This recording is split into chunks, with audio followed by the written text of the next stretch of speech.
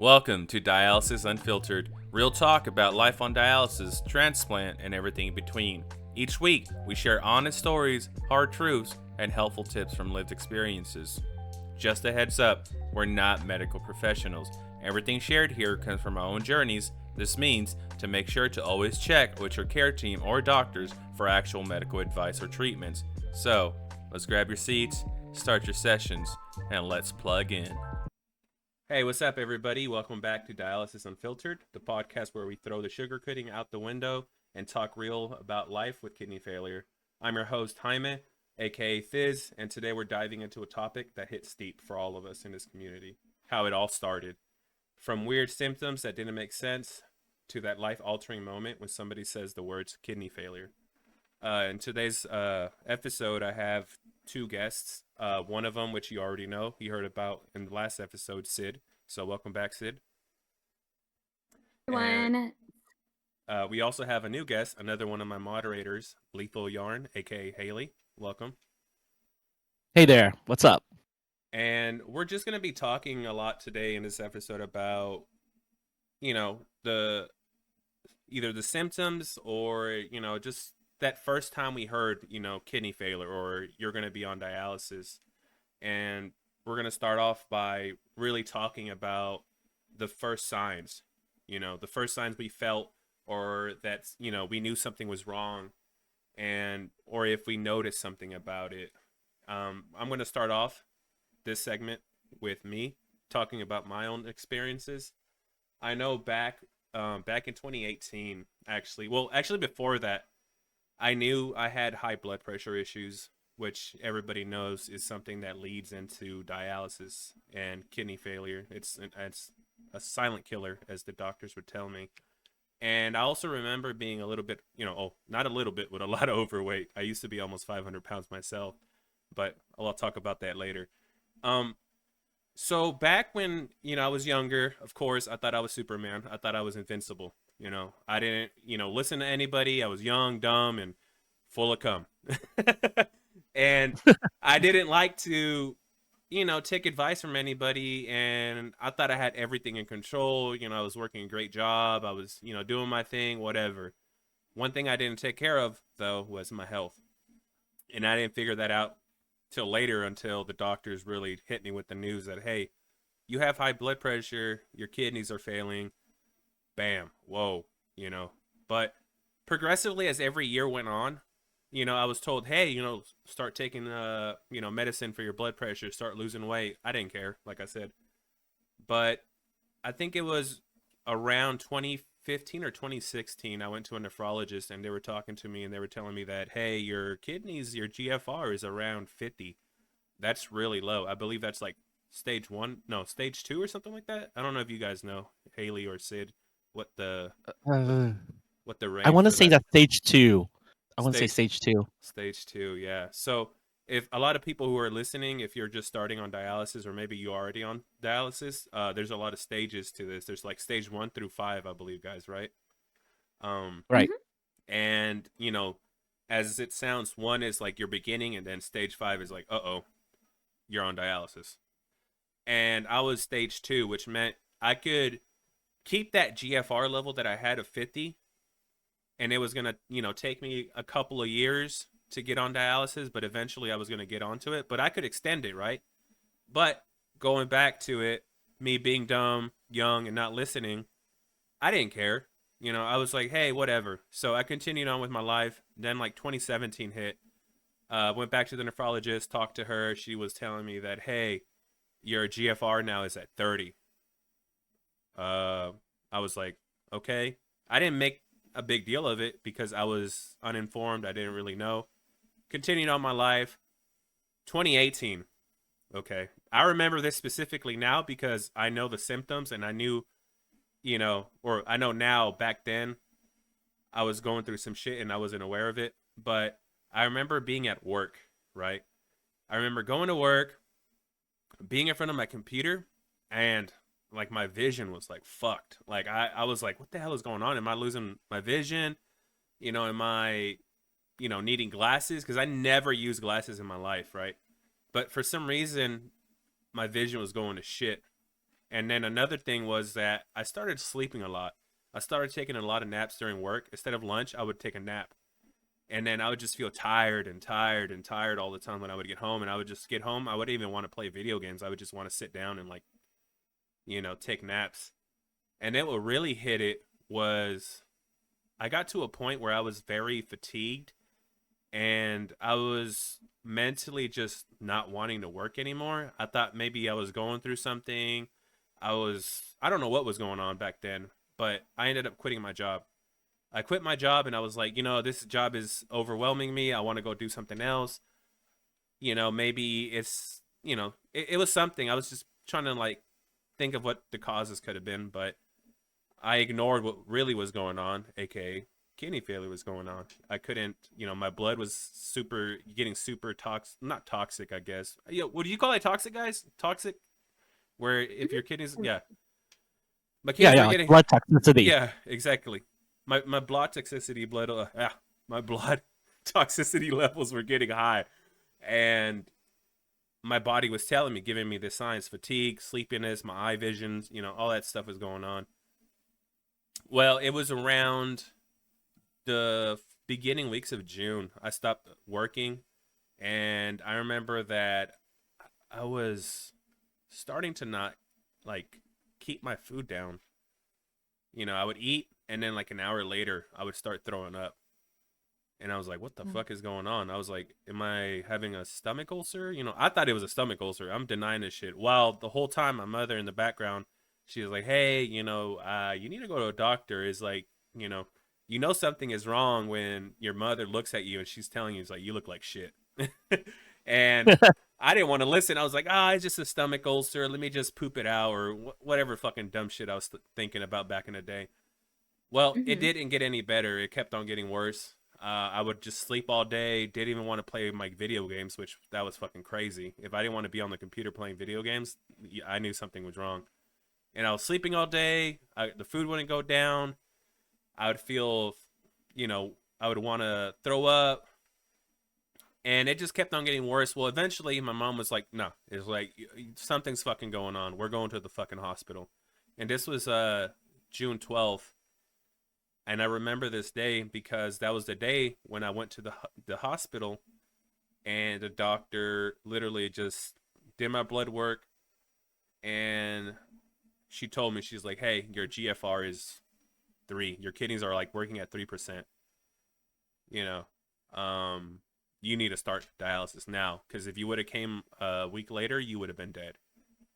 So for me to be here and talk about this is crazy for me to think about now, because if it wasn't that day that my mom just literally grabbed me by my hand and forced me to go to the hospital, I wouldn't be here around. So big props to mama for that. For, making her, son that doesn't want to listen and doesn't want to take care of himself to go to the hospital, because if it wasn't for her, like I said, I wouldn't be here.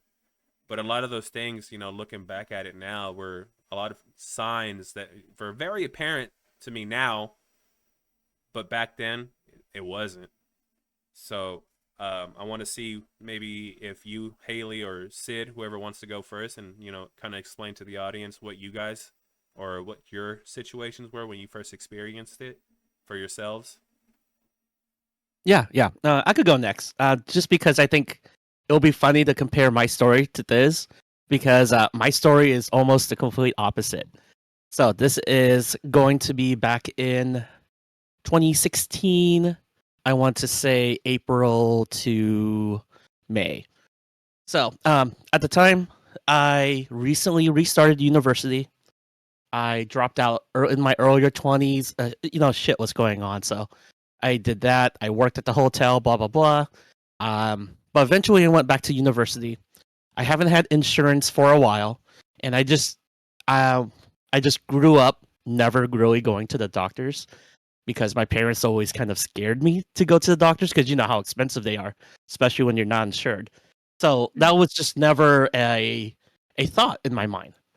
So one day, I distinctly remember this. I was walking down the university hall in 2016, and I noticed that they had a forum. It says, like, even if you don't have health insurance, you could come in for like a really cheap rate.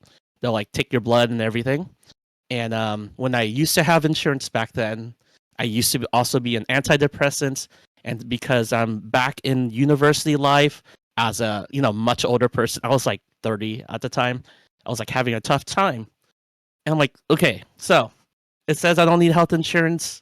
It's only like, I don't know, like $20 or something super cheap. I'm just gonna go in, see if I could get a blood test. Maybe they could re-prescribe me. So I do that. I did my blood test because they gotta make sure like everything's on the up and up before they could start prescribing me stuff. And eventually, not long after I gave my blood, my nurse that I was talking to called back, and she said, like the darndest thing happened. Your blood test is really strange because for some reason, like your creatinine level was like at almost 20. Oh shit! And I don't know what the fuck creatinine is. Yeah, it's like, what the hell is this? I'm like, what the hell are you talking about? And she's like you don't understand. This is like people who are 80 years old on like dialysis would have levels this high. So obviously something happened to your test because you're like a decently looking healthy 30-year-old person. Not I had no other like symptoms from anything else. So it was strange. So I came back, I took the test. Same thing. My creatinine level was almost 20 and she was like, we need to get you like into a kidney center or whatever, see a nephrologist. And I'm just kind of like blown away because I'm like trying to get pills for antidepressants, and you're telling me that my organs are dying, and I can't even really tell you what a kidney even does at the time. I'm like, well, I mean, it helps me pee or something. Right. That's all I really know. Like, so, and then I went there, all that stuff, and I met with one of my nephrologists at the time. Wonderful guy. Had me take like the whole test, and he's like, to be like super sure, it'll sound scary, but you should really do a biopsy just in case, because blood tests can only say so much, and we'll only understand so far. You should just go ahead and do that. And I'm like, it's fine. I was doing summer school at the time, and I went ahead, did it. Having kidney biopsy kind of sucks when you have no idea what to expect, because they have to take the piece from your back. So I could like describe it to our listeners. So one, they give you like local anesthesia, so you're still awake. They prod this long needle to basically grab a piece of your kidney. But at the time, I know, spoiler warnings, I ended up having kidney failure. I have this thing called focal glomerular FSGS. I can't remember all the terms, but it's basically when my kidneys scar up so much they become a raisin. So at the time when they're trying to take a piece of the tissue of my kidney, they couldn't because the skin or the outside layer of my kidney was like a hard raisin. Jeez. So they were like pushing my kidneys around the inside. I remember feeling really queasy because I felt my organs move all around on the inside. Oh my gosh. Because that's how fucked up my kidneys were at the time. And I didn't even know. I don't know what the hell is like a kidney failure. I definitely didn't know what dialysis was at the time. Yeah. So I got my results back not too long after. It was kind of like crazy timing too, because my grandma just passed away and I was at her funeral, and it was a Friday afternoon, and my doctor called, and when I went outside of the funeral to pick it up, my doctor's like, "Can you get here in like an hour or two? Because I really need to talk to you." What? And I'm like, "Fuck! Like, who the hell like calls you to tell like a doctor to tell you need to get in like an hour or two from now?" And I have to explain, like, I'm not even in the same state right now. No. I can't even. My next flight there doesn't happen for like another couple of days. Jeez. So I came back. It was a Monday. And then my doctor started like sitting down and telling me, "Hey, so we need to have you decide if you want to do hemodialysis or peritoneal dialysis." Like what? And that's how they started. They didn't even tell me I'm like, Like, what the hell I is don't even emo? know What's what you're talking peritoneal? What's going on? What's going on? Literally. I'm like, no, like, wait, like, I don't understand. Like, I don't even know what those words mean. Like, what are you telling me to pick? I'm like, because I wasn't even freaking out at the time. Because even with all these bad numbers, because I mixed up the kidney with the liver, because you know the Yeah. liver can regenerate. Yeah. If only. If only. I was so in my mind, I'm like, I just gotta drink some water, take some meds. I'm cool. So this whole time, I wasn't even like really freaking out, and I'm like I don't understand. Like, I so I do this dialysis treatment, and then my kidneys get better, and then I could move on with my life, right? And he's like, "No, you're at stage 5. But You're What? what do you mean stage 5? What the hell? How many stages are there? yeah." Like I was confused. I guess like he thought I was told things that I wasn't, so he went straight to like the treatments, and he had to then like go back and explain. Yeah, your GFR is at 12, Oh. and that's Yeah. stage 5, and we have to get ready for you to do dialysis. And I'm like, what? And he's like, like it's permanent. The only way you could get out of dialysis is to get a transplant.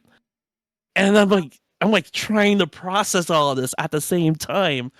And I have like no symptoms, like other than symptoms that you could blame on like being a university student. Like I was getting fatigued, but who wouldn't? Because you're going Yeah. back to school and all of that Mhm. stuff. So it was really hard for me to even tell I was sick in the first place, because everything I was going through, you could easily say it's just exhaustion from school, Mhm. Mhm. And yeah. so so to answer Jaime's or Thiz's original questions, the first sign something was wrong, zero signs. What did I notice first? Nothing. Nothing. I just wanted antidepressants, and I got told I Nope. got kidney failure. Nope. That is so crazy. And it's funny because now that you think about it, looking back to it, you're just like, damn. It's like if I could have just like talked to somebody or been a little bit more informed about this type of stuff, like I would have Yeah. been able to know. But a lot of young patients, especially, starting off on dialysis, have zero clue Mhm. like we did. Yeah. And I had zero clue. I feel like if we were more I don't even know how they could do it, because like when we're young, like I tell you, or like I said in the beginning, I felt like I was Superman. I felt like I was indestructible. I Yeah. can't get sick. I can't No, get Yeah. dialysis at freaking 28. I can't get what? The Yeah. hell is that? Isn't dialysis for old people? It's like, no. It's like, Exactly. and I feel like a lot of people nowadays are getting dialysis younger and younger and younger, and it's freaking No. scary. You know, it's I, I just don't know. Like recently, I had one of my friends who I went to high school with tell me he just started dialysis today. what? Damn. Yeah, he went to same age as me, but they have diabetes, right? Oh So yeah. you know, diabetes, high blood pressure, kidney diseases, all those things can make your of course your kidneys fail, but nobody knows that. Like when somebody gets diabetes, they're like, "Oh, I just have to watch my sugar. I don't have to eat a lot of sugars. I'll be okay." Hmm. No, but they don't know that hey, it fucks your kidney up too. The same with high blood pressure. People don't know. They're like, "Oh, high blood pressure. I'm just not gonna eat. I'm not gonna get angry. I'm not gonna get salty Yeah. foods anymore. I'm okay." Well, Yeah. no. It's also gonna kill off your kidney. So Yep. there's a And then one lot more of thing I things. would add, I feel like I could have avoided a lot of this, maybe not all of this, if I went to the freaking doctors once a year. Yep. Because the Yep. last time I went to a doctor was like over 10 years ago, and Woo. they should have seen something before by then. Yep. That's why For I'm a sure. big advocate for that nowadays too. I tell my like younger Yep. friends, I'm like, when they're in their 25s, 24s, and I'm like, look, dude, take care of your health now, because if you don't make time for your health now, you're gonna make time for it later, forcefully. Exactly. But what about you, Sid? What was your first signs, or do you remember anything that was wrong? Yeah, mine was quite the opposite story of y'all's. So the way I started noticing something was wrong with me is I was an athlete at the time. I was doing jiu-jitsu, so I was doing a lot of tournaments. And a lot of them were like national tournaments. So I was winning them at the time. But there's this one fight that I had where I felt like really dizzy at the end of it. And I had to tell my coach to put me to the side. And I was like, I feel like I'm going to pass out. It's like, damn, girl, did they And knock you out? no, literally, he was like, she didn't, like, you won, but she didn't go that hard on you. And I was like, yeah, I know. I don't know why I'm feeling like this. And then a little bit after we went back home, I started feeling kind of like nauseous. And I was like, I don't know why I'm feeling like this. And a couple weeks go by, and I'm like, still feeling not so okay. I'm, what? Yeah, I'm 16 at the time when all of this is happening. And I remember slowly I started like getting even more tired, and I started getting like a weird taste in my mouth too. And some dry skin on the side of my mouth, and it was weird. I was getting very fatigued, and like my brain was foggy.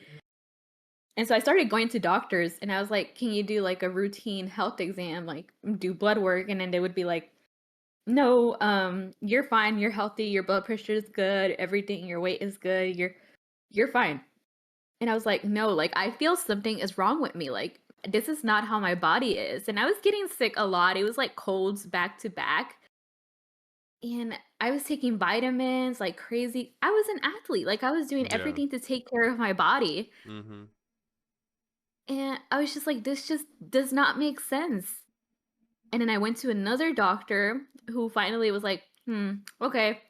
He's like, are you sexually active? I was like, I'm not. Thank you for asking, but I'm not. And he was just like, well, I'm still going to do a pregnancy test on you Oh just to my make God. sure. And I was Yeah. like, okay, go for it. I mean, it's going to be negative. I already told you I wasn't. Mm-hmm. He's like, yeah, but some patients don't want to say it in front of their parents. Like, he Oh, pulled me to the side. And I was like, well, all right. He did the blood work. And then next thing you know, he calls me. He's like, yeah, your creatinine was like a little bit high. It was like 1.2 or something like that. And I was like, that's weird. He's like, maybe you didn't drink enough water. You were probably a bit dehydrated because you work out a lot. I was like, no, I drink a lot of water. I always make sure I'm hydrated. And so he was like, all right, come back and we're going to do another blood work just to make sure, because it could just be error. Like dehydration does that to you. Mm-hmm. So, like, okay. I went back and he didn't even bother to be like, come back to the office. He called me. He says, you need to go to the emergency room right now. What? And I was like, Fuck. okay. So My I diet? was like, What's good? no, literally. And I was like, I called my coach immediately and I was like, coach, they just told me to go to the ER. So I won't be able to coach the kids today or the adults class. So yeah, I don't know. Someone has to take my spot. He's like, it's okay. Don't worry about it. Go take care of your health. Remember, I saw something wrong with you and I was the one who pushed you to go to the doctor. And I was like, yes, I know. Blah, blah, blah. So I was like, thanks, know it all. So I went to the ER and the ER doctor still was like, nothing is wrong with you. He got the blood work paper and he's like, this could just be dehydration. I was like, well, that's not what my past doctor just told me. Exactly. He obviously saw something. Right. And so he's like, okay. He's like, well, we're going to make you sit on a bed and just do some more blood work just to make sure. And next thing you know, the creatinine comes back higher. And he's like, this is abnormal. I don't know why it keeps moving up so quick. Sheesh. And then some other numbers were moving up even quicker. So he was like, I'm calling Texas Children right now, which is a hospital here in Houston. Because he was like, they specialize in like kidney care and we don't have those specialists here in this hospital. So that's what they did. And I waited for like a day or two at a Texas Children because they didn't have any beds. So I was just like in a random like exam room just waiting. Finally, I get to the actual hospital and they put me in a bed and they start just picking blood on me, doing all this just weird stuff.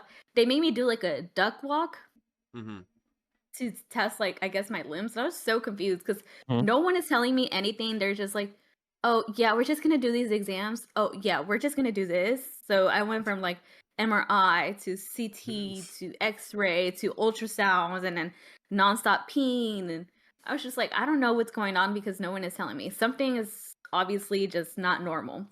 In my head, I was like, am I about to die? Right? Mm-mm. I was like, I guess I am, What but do I got? Hopefully it ain't the big no, C.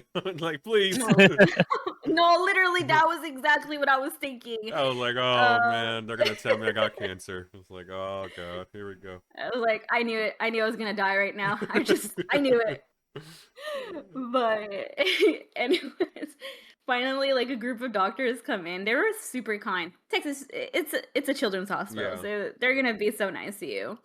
And they're like, so we're looking at some stuff, but we don't know what you have. We know you have some kidney damage or something funny going on with your kidneys, but we don't know like what exactly is causing this. So you're probably going to be here for a while. So I was like a little guinea pig for a bit. Right. Jeez. And they started doing all more blood work and more blood work, and they noticed that my kidney like function was still kind of like being funny. They didn't tell me at the time what it was. So the next thing they do is they're like, we're gonna put you on steroids. This is supposed to help with the inflammation, and it should make you feel better. And then they told me about all the side effects that that prednisone comes with. Oh no, I hate that. Yeah, so I got a lot of the IV. And next thing they're like, we have to do a kidney biopsy to find out what you really have. And so they did the kidney biopsy, and I had to wait like another week. I think I was in a hospital for like total 3 weeks, almost a month, till they finally figured out what I had. And once those results came back, they said, you're stage 3, middle, like before late stage 3 kidney failure. And they're just talking about like how shocked they were that I was even having symptoms, because people don't usually notice until they're about to have dialysis. Yeah. And they're like, that's just amazing. Like, you were very lucky that you even had symptoms, because a lot of people are not this lucky. We were expecting the worst. We were expecting you're gonna get on dialysis right now. Jeez. From all the symptoms that you were telling us about, and then your blood work wasn't showing that, but it was just kind of preparing us for that. So, and they told me about my autoimmune disease that causes the kidney failure, which is called ANCA vasculitis, and is a silent disease. So I wouldn't have even known that it existed in my body unless I had went to the doctor routinely, which I did. But the doctor that I had, who was my family practitioner, was not following up with me. So I never found out about any of the blood work or exams that I was doing from him. To me, I was perfectly healthy if he wasn't hitting up my phone. Yeah. So I was like, I'm healthy, I'm good. But the whole time, something was wrong with me, and I just was never told. Jeez. So let me. But Oh, go ahead. Finish. Go ahead. No. You can go ahead and ask Well, me. I was gonna say, like, during this whole time, you know, leading into the second segment part of this podcast for today, how did you feel? Like, what was your like emotions, you know, for you during that whole time? Did you feel like angry? Did you feel like in denial? Were you like, did you have fear, or how did that go for you during the whole time? As crazy as it sounds, I was a little upset at being told that I have kidney failure now that I have to deal with an autoimmune disease. But the first thing I told myself is, and it was something that I used to say a lot to myself when I was training, is pain is nothing but weakness leaving the body. So I was just repeating that to myself, and I told them I was gonna beat it.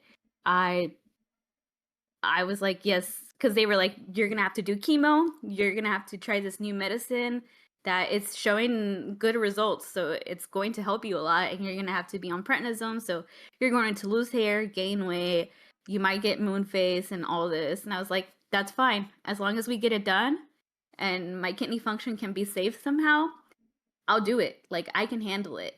And so they were like really shocked at how I dealt with it, because they just expected me to like break down. And once I started, I was always like on top of my medications and my appointments, and but in my head I was just like, I can't believe this is happening to me right now. Like, I was literally just doing a competition last month, and now this month I'm being told, hey, you're not going to be able to do this sport for a while because you're going to have to take care that this disease goes dormant in order to save whatever kidney function you have left. Mm-hmm. And obviously, they warned me that later on in life, I would need dialysis. That I wasn't there yet, but I had to take care of myself so I could avoid it as much as possible. And do you feel like it hit you the hardest later on in life as you started, dealing with this more? Or do you, like, because you said when you got first told about this, you were like, okay, well, let me take it on. So I feel personally from hearing that it didn't hit you that hard. But do you feel like later on in life, it started hitting you more and more? Or how did that go for you? I think it really hit me when I was on dialysis and I had my first session. And when I started feeling the symptoms of, oh, we're here. Like, this is the moment that we've been talking about for years, dialysis. Because I got to the point where my doctors were being negligent and I was throwing up. I was swollen. My legs couldn't fit in my shoes. And that's when I knew. I still have videos of myself where I was just telling myself, like, I don't know where I want to go with life. I don't see like a future for myself. Mm-hmm. And how I fought so hard just to not get to this moment, but here we are. Yep. And yeah, and then I remember when I got to the dialysis part, I was just like, no, I don't want to do it. Like, I was in denial still. I was like, I can still pee. Like, I don't have to go on dialysis yet. Like, I swear, I was in college. I was 21.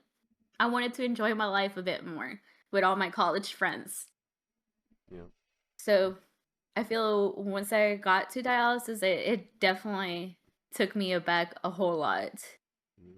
What about you, Haley? How did you feel? Do you feel like emotionally for you, was it the first couple of days later on in life, or all that stuff kind of like Sid explained? My story is actually really similar to Sid, except maybe well, it'll be easier if I just go ahead and say it. So they told me all this, like I said, mostly it was just confusion because I didn't know. I was very uneducated on the subject, but I have the kind of personality where I kind of just take on any challenges with maybe not so much as like, oh yeah, I could beat it, but I always kind of face things with kind of, okay, well, if this is the issue, tell me what to do and I'll do it. And I was honestly not reacting very much to them. So I had my nephrologist and my nurse at the time, and my nurse was really worried because she's like, you're having like almost zero reaction to this. Are you okay? Like, do you need to cry or anything? I'm like, no. Like, if I have kidney failure, I have kidney failure. Mm-hmm. If I have to start picking dialysis options, I'm just gonna start doing it. I mean, what else can I do right now? Exactly. Yep. Yeah, I was stoicism. I can never say that word. Stoicism, I just take yeah, that's the word I was looking for. So, and it hadn't hit me for a really long time. Not even when I started actually getting sick because my GFR eventually started to drop. I was surprisingly able to hold back. I think from GFR 12, from when I was diagnosed with that, I actually did not need to start dialysis for another year and a half when my GFR dropped down to 7.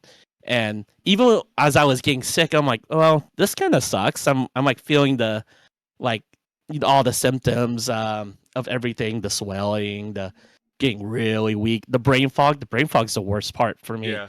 Yes. Oh, that was really fucking me up because I was still in university, and I'm, as I like to tell people, I was getting a degree in mathematics. With so things fog. that used to with brain fog, which is insane. So things that like formulas and stuff and all these math problems that used to be super easy for me, like I was forgetting steps. Things weren't making sense, and like all these things, like I know I should be able to do, I could no longer do it. And I could track that my GPA itself, like I used to have like over 3.5 GPA, and I was like slipping down to like 2.5 because Yeah. I've never failed my classes before. I started actually failing my classes, and like I just didn't get it. But it's even with all of that, it just never actually hit me until I actually did dialysis. Mm-hmm. Yeah. Yeah, I had the same situation as you when it came to college and kidney disease. I remember I Mhm. was struggling so hard in my classes, and I was like, I never struggled like this. Like, why is this so hard for me? Like, this is something simple. Why am I having Yeah, a hard time? And exactly. obviously, I realized, yeah, it's about that time. And yeah, it didn't hit me till I started dialysis, and I had that tube, and I saw the blood like circulating in the Yeah. Oh machine. yeah. And I had so many thoughts just running in my head. Like, I can't believe I'm here right now. I think Yep. for me, Exactly. I think for me, to be honest, I felt bad more for my mom because my mom didn't only go through this with me, she went through it with my dad. And Mm. for her to go through it Oh. 2 times and being in that same room and just seeing her break down after the doctor told me that I had to start dialysis, I feel like that was the most gut wrenching thing I've ever felt in my life because I felt like, Mm, I hurt her without really hurting her. And Yeah. mhm. I've always been the type of person to, like, I love my mom dearly. Like, she's done so much things for me in my life, and I can never repay her enough. But that day, it really, I'm not the type of person to cry or none of that stuff, but that day, like, I really wanted to cry, but I just felt Yeah. like I had to be strong. I had to show her that, I'm not going to let this intimidate me. I'm not going to, be scared. I'm going to do what I have to do and make sure I stay alive and overcome this. But I'm telling you, I'm not the type. I don't want to go dark on a lot of the viewers, but there's been times in my life because I'm this type of person in the community where I encourage people and I tell them to keep on going. I give them advice, but there's been times during this whole journey of mine that I felt like giving up. I felt Oh like yeah. Yeah. it. I felt like, you know, it's it's just a dark spot. Sometimes that all of us, go through it, and Yeah. it's hard to get out of because you're just thinking about everything. You're like, oh, okay, well, I'm just you're only alive because of a machine, right? So I was Yes. Yep. telling myself that every time. I was like, I'm only alive because of a machine. What's going to happen to me? Like, what's my future like? Okay, I get a Hmm. transplant, but I'm going to end up back on dialysis either way. So do I Mhm. want to do this for the rest of my life? Do I want to deal with this illness, or do I just want to call it quits? But I feel after a time I started thinking to myself, well, if I did do this and I did give up, who am I going to hurt the most? I'm not going to hurt Hmm. myself because once I, decide to do this, that's it for me. I need to think about the Hmm. people that I'm going to leave behind and how I'm going to affect them. My brother, my mom, the biggest person in my life that I love and I adore. I'm going to hurt them, and that's something I don't want to do. So I had a big mental shift for me after Hmm. all this, and I feel like a lot of people also need to be told that everything's going to be okay as long as you keep on going forward. Yes. It's something that we have to deal with. It's something that we have to do, but there's always a light at the end of the tunnel as long as you keep on Yes. putting a little bit effort, and putting one step ahead of you, or going one step Mhm. each a day. But Yeah. I don't know.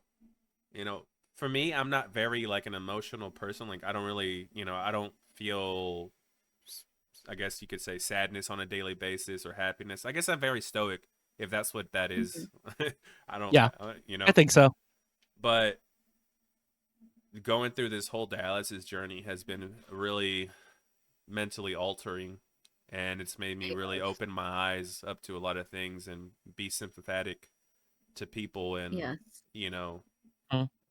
learn to talk Uh, about my feelings about all yeah, this because for sure. it takes a lot. It takes a lot. That's why a lot of people that come on dialysis, I'm like, you know what?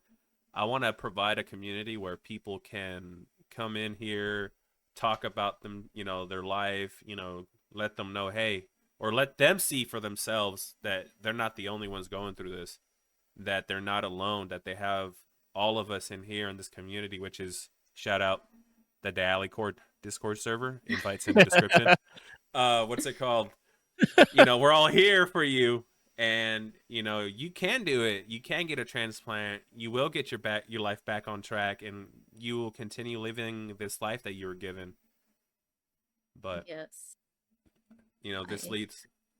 It's a lot to break down, and we're going to be talking a lot about these things in other episodes. And there's a lot to unpack.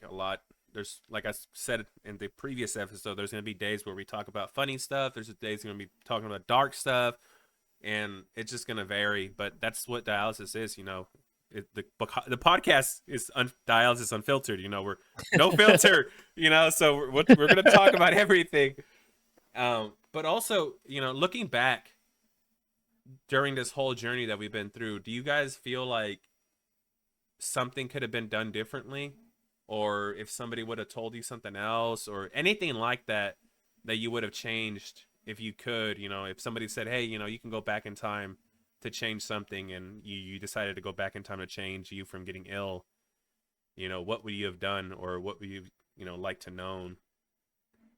Like, let's say Sid, what would you, like to go back, or looking back at your whole journey, is there something differently that you wish could have been done differently?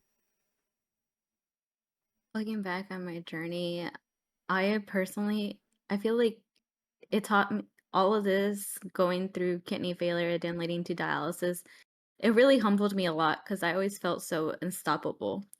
I always felt like I didn't need to put any brakes to my life, Mm-hmm. so I could just keep going. So the only thing that I would change is telling myself it's okay to take a break, and it's okay to take care of yourself, and it's okay to share your emotions on what you are feeling, and it's okay to ask for help. I think Mm-hmm. that is the main one because I learned how to ask for help while I was on dialysis. I Yeah. think I was very I always used to put a wall in front of me. So I never let people into my life. But dialysis taught me that I need to let people into my life in order for them to be there for me. Um, that's what I personally look back and also just tell myself that it's going to be okay and that you're going to meet other beautiful people that have gone through similar situations as you. And a lot of them, shout out to the dial accord, I've met through here. I remember I was going through a really dark phase when I met Tiz, and I was telling him about my story. And I was telling him, like, hey, like, I'm in a really dark spot. Like, I'm having panic attacks, I'm having anxiety and depression, which I knew I always dealt with depression, but the way I was dealing with it then was crazy. Yeah. Mm-hmm. But Tiz really just motivated me and told me, like, it's going to be okay. We're in this together. Like, I've been on dialysis for this long and I'm still alive, so Yeah. you can do it too. And I Yep, was like, yeah, exactly. you're right. And I he was remember. literally the same one who told me, hey, your transplant's coming soon to Yep. find this I was team. about to say that. Yep, I was about to say that. I was like, And don't he was worry, it's not wrong coming. in It's any of coming. those. I still have that message too. You were like, really? You think so? I was like, hell yeah, watch, just see. And then 1 or 2 months later, she was like, I got the call. I was like, what'd I say? What'd I tell you?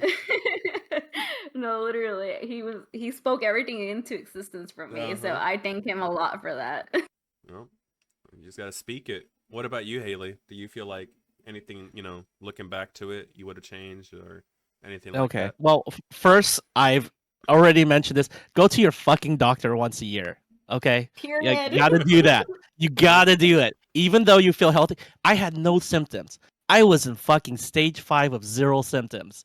If I didn't just decide that random ass day when I saw the flyer to make an appointment, I could have just randomly have either at worst case die, two probably fainted and then ended up waking up in the ER. Like even I just didn't know what was coming. So you gotta get your blood test. Besides that, it's hard to say anything more that Sid hasn't said. The toughest part of dialysis was because I didn't talk to anybody.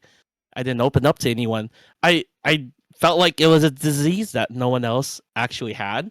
So it was so easy to feel isolated. And it was also like sometimes it could be a little hard to talk about it with like friends and Yep. family because if Yes. everyone else, if you're the only person chronically ill, because I didn't know any chronically ill people back then, like it's so hard because the other hard part about dialysis, or at least kidney failure at this stage, is most of your symptoms are invisible. Other than looking tired, you kind of just seem normal. No one can tell the difference.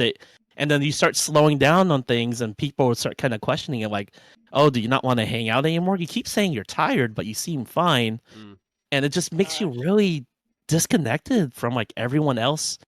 And I Yes. never thought to look for a community. I didn't even know where to. Um, I had a Reddit account, but I didn't want to talk to Redditors, you Yeah, know. exactly. Uh, Yeah. but eventually, you know, I went on like r/dialysis, and then I eventually met Thiz, and then got invited to the server. And as some people on the server may know, I like to call Thiz my dialysis twin Yep. because we started around the same time. We've been on dialysis and the waiting list around the same time, Yep. and we both got our kidneys fucking 1 month apart. Yep. And which, speaking of, I just wanted to say my anniversary's coming up in about a week or so, and Woohoo. his was last month. Yep. May 20th, baby. Yep. That's Hell so yeah, crazy. June 16th for me. Yeah, There we go. so I like remember there was a point everyone was getting transplants back to Oh back. my god. Yeah, like a I know that was freaking nuts. I was like back to back. Jeez. And then I think it was the year previous too, in like November, we were like joking around that everybody was getting kidneys too because they were like handing them out like hotcakes. We were like, "Where's our kidneys at? What the heck?" Yeah, I know, man. But you know that your guys' experiences and looking back to it, I think for me, I wish I could go back in time and Mhm. just tell myself and be like, "Look, dumbass, is like take care of yourself, go to the doctor, lose some fucking weight, listen to your fucking mom, guys, listen to your mom." Yep. That's the Yes. biggest thing that I can tell you guys. I'm 33 years old, about to be 34 in September, and I still sometimes don't listen, but like I say 75% of the time I do. But please, if somebody is, you know, looking out for you and trying to encourage you to be better or trying to make you do stuff that you think you don't want to do because, oh, I want to do this, you know, something else because I want to, or you know, they're older, they're wiser. If even if you don't want to admit it, they know what's good for you. But your parents ain't never gonna lead you wrong unless you got some weird parents, which I know some people that they do. But either way, Mhm. listen to your parents, take care of your life that you're given. Health should matter your whole life. It doesn't matter if you're young, you're not indestructible. Shit can happen. Shit can go south real fucking quick, and all three of us in this chat know from personal experience that it can.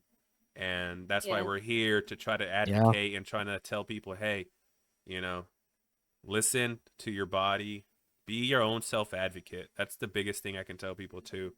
If you feel like Yes. something is wrong, go find out. Don't wait for that moment to be fucking in the hole because you didn't, you know, want to take care of something earlier. Besides that, I think, you know, I don't want to say I'm thankful for being on dialysis or my kidneys failing, but Any of I us do. I feel like it's made me grow and it's made me become a person that I would never have seen myself become. A Yeah. lot of you might not know, you know, like I said in the start, I used to be 500 pounds. I lost half of my body weight. I'm down to like 260 now, 265, 6'3". NFL, please draft me. Just kidding. I got fucked up kidneys. Okay. What's the? But you know, it's helped me change and it's helped me meet all these lovely people in my community. Sid, Haley, you know, Nick. Shout out Pathlin because he's not here because he said he was tired. But what's it called? All these people in my community, we're over like 436 people now, and we're growing every day. We started off with literally what was day one? We had like 8 people, and we've been growing consistently. And I just want my hopes is just to be able to outreach so many people around the world, just to let them know that hey, you're not alone through this. You have a support system here if you don't have one in person, you know. Yeah. This journey can be long, and it can be frustrating, and it can be overwhelming, but as long as you have us here by your side, as cheesy as that sounds, it's gonna be okay, you know. You're gonna be able to see everybody the same age, or at least around your age, going through this, and you're gonna Mhm. be, encouraged to be like, hey, maybe, it is bad. Well, I don't want to say it's not that bad. It is kind of bad because sometimes it does. Well, a lot of the times it sucks, but it as long as you have a support system, it gets better. That's all I'm trying to say. And it will get better. You will get your transplant. You will get your life back on track, and that's that. I don't know if you guys want to input a little bit, anything else before we shut down the podcast for the night. Take care of yourself. That's all I have to Yeah. say. And it's hard. And sometimes it's okay that it's hard. It's not always easy. Sometimes you'll fuck up too. Sometimes you're going to get high phosphorus levels because you ate a little too much of something. It's okay. You can always just yeah, I'm trying to think of the right word for it. I guess you could just correct yourself over time. Yeah. No one's perfect.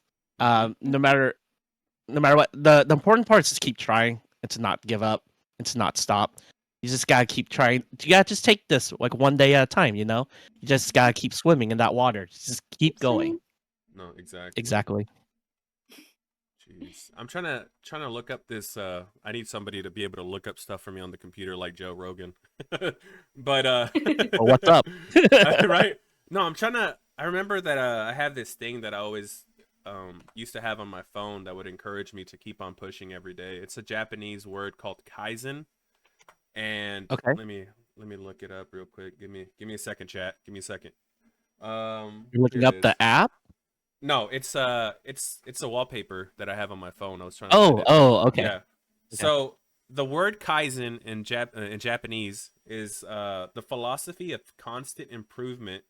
Every day is an opportunity to improve, even if it's only by 1%. Yep. It's not about being invincible. It's about being unstoppable.